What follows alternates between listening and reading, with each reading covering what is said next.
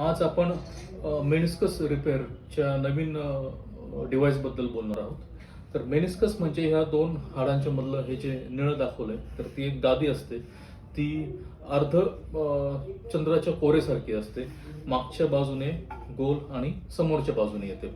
तशी आतल्या बाजूला एक आहे आणि बाहेरच्या बाजूला एक आहे. जर ती गादी फाटली तर त्याला आपण रिपेअर करतो.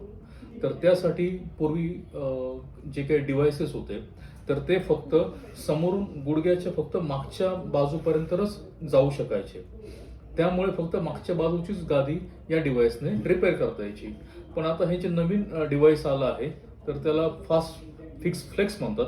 तर ते फ्लेक्झिबल डिव्हाइस आहे. त्याच्यामध्ये 80 डिग्रीपर्यंत बेंड आपण इथे करू शकतो आणि निडलमध्ये साधारणपणे एक 20 डिग्रीपर्यंत बेंड करू शकतो.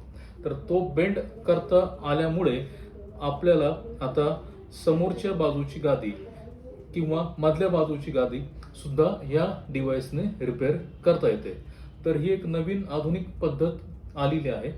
तर त्या पद्धतीने आपण आता सध्याला मेनिस्कस रिपेअर करतो. तर ते ऑल इनसाइड टेक्निक म्हणजे बाहेरच्या बाजूने टाका येत नाही, पूर्ण टाका हा गुडघ्याच्या आतमध्ये जातो.